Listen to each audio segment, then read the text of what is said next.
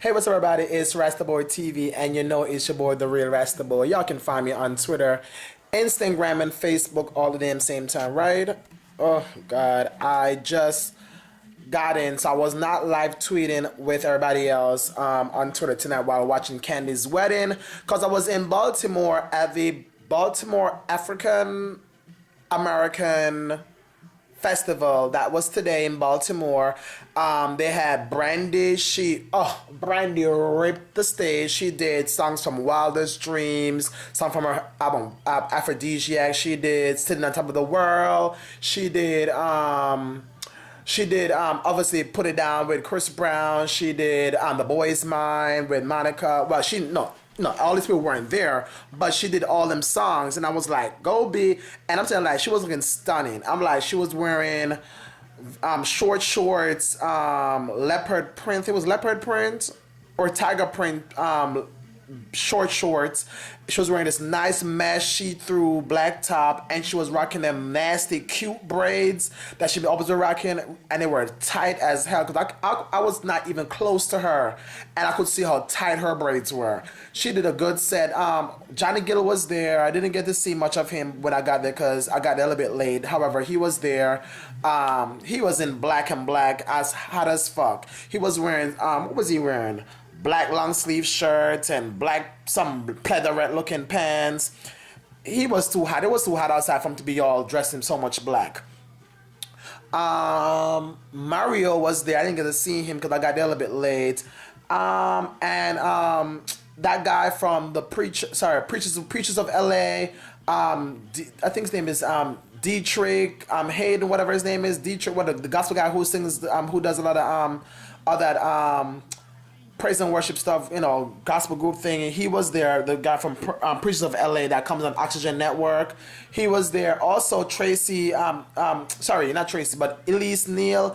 She's coming up in the upcoming new reality TV show that's going to be coming on TV One that's called Hollywood Divas. She was there. She introduced Brandy. Who else I saw? Everybody else I saw there, maybe regular people. It was packed as hell. It was held somewhere off what street it was again? And it was close to some baseball stadium in Baltimore. It was huge.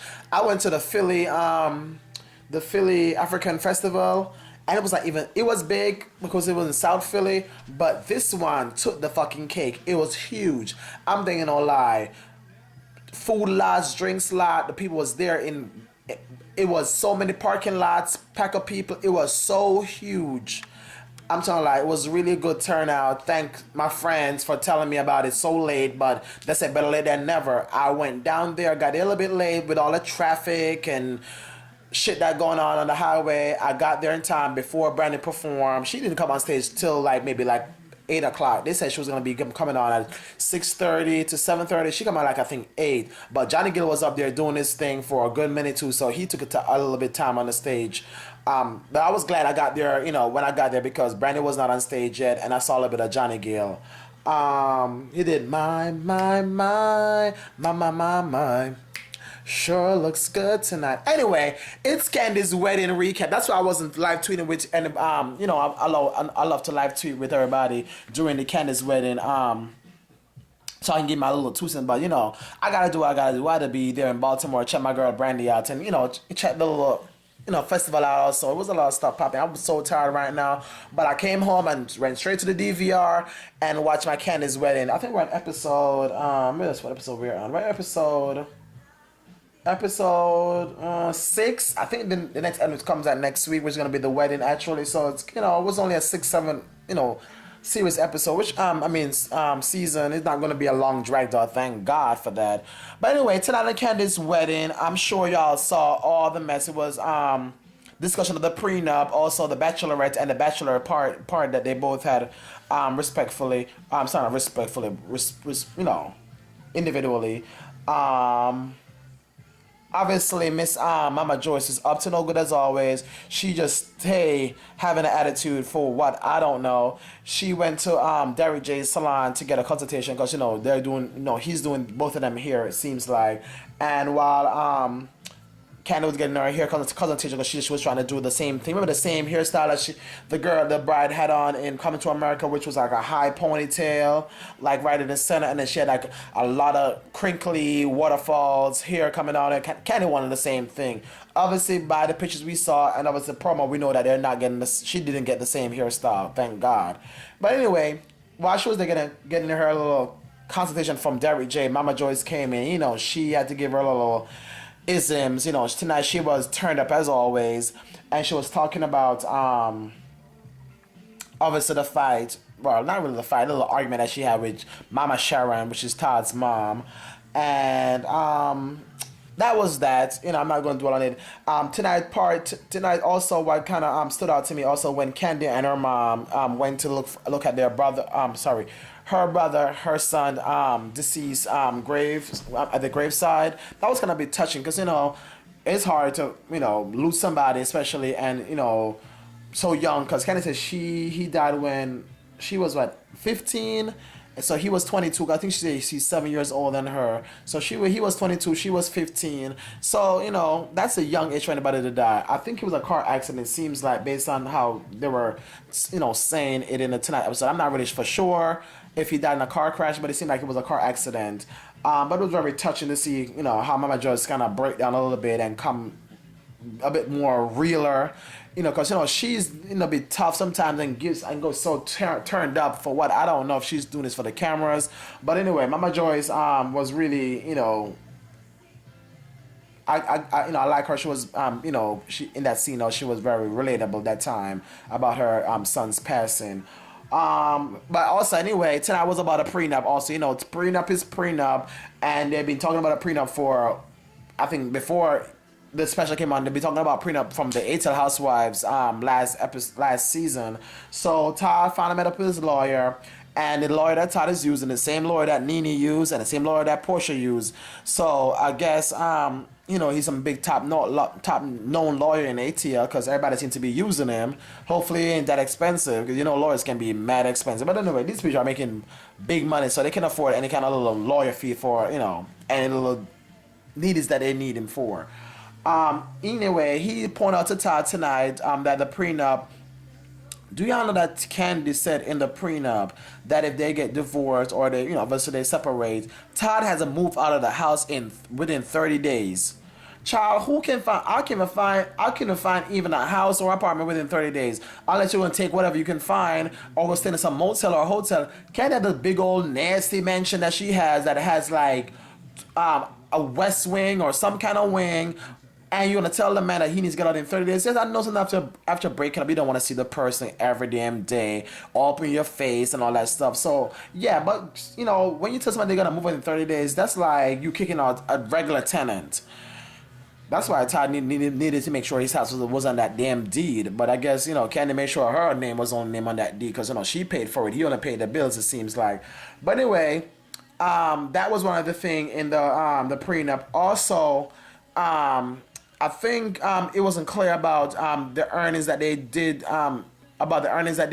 together for the Mother's Love play or music or whatever it was. So he wanted to make sure that everything was clear about that.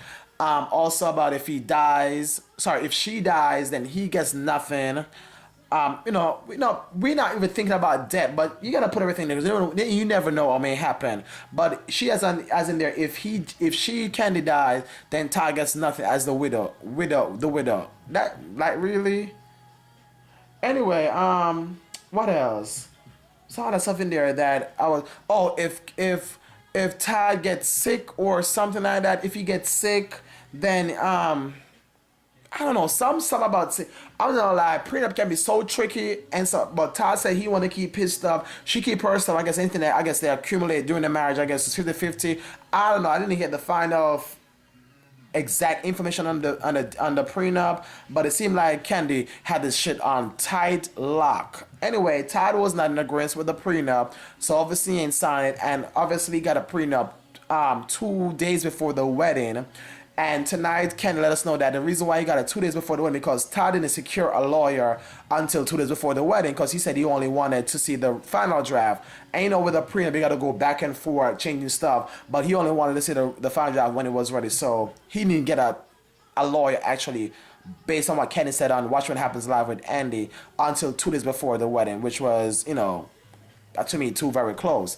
Anyway, obviously, they signed a prenup because obviously they've been married for over a month now. So we know that that was signed. But anyway, let's just go fast forward to the bachelor party. Bachelor party was turned up. Todd had it at Bar One, which is Peter's establishment. We all know that already. Peter, which is married to Cynthia on the ATL Housewife, they had it at Bar One, and they brought them big strippers. ATL give you strippers down. They had strippers of all caliber, big booty strippers, pretty strippers, big breast strippers. They were doing the most. Obviously for editing reasons, I guess Todd made sure you only edited so it don't look that bad, because they were twerking on him, they were riding him, they were feeding him strawberries and grapes, they were everything. They were turned up for what, as Little John was saying. And then Candy's Candy's bachelorette party was kind of okay. I didn't really care for it much. They had shots in dig pumps, kind of S. They put like shots in there, for them to taking them out, they were just being jovial with that. Phaedra was there. I think Rashida was there. No, I didn't see Rashida. Phaedra was there. Candy's maid of honor and matron of honor was there. They were trying to get along. I think Carmen and what the other girl named Tan were both there.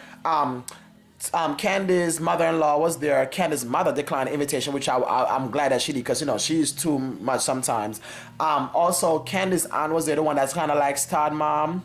So they were having a good old time. But Candy's entertainment for the night was some dwarf stripper. She came out, jumped on some little table and started twerking and stuff. Next thing you know, the table turned the fuck over.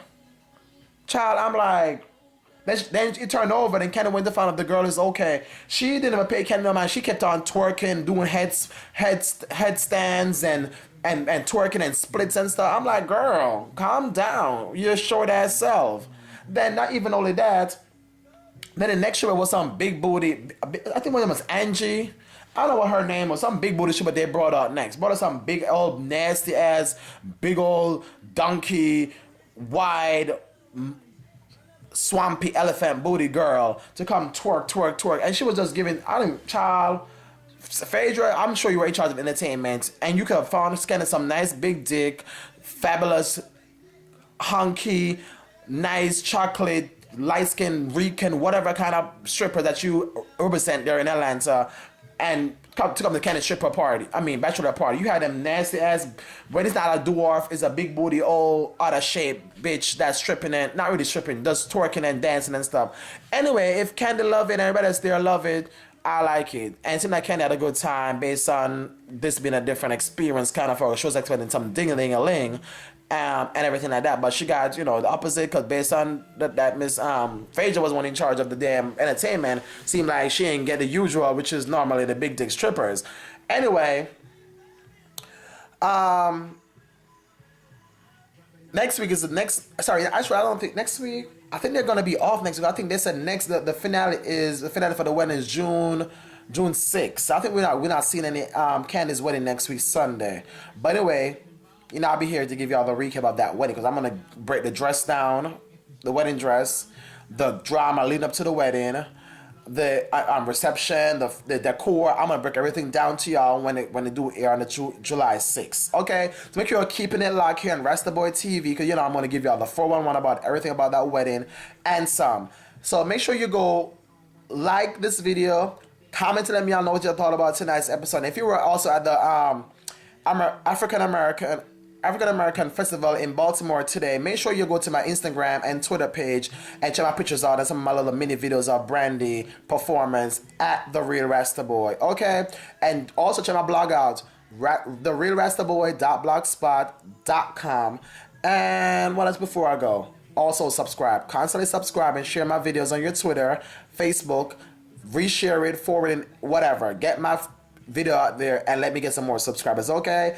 Anyway, I got to go to bed. I got to go work in the morning. Thank you so much for watching, and I'll catch y'all for another recap here on Rasta Boy TV some other damn time. All right, peace.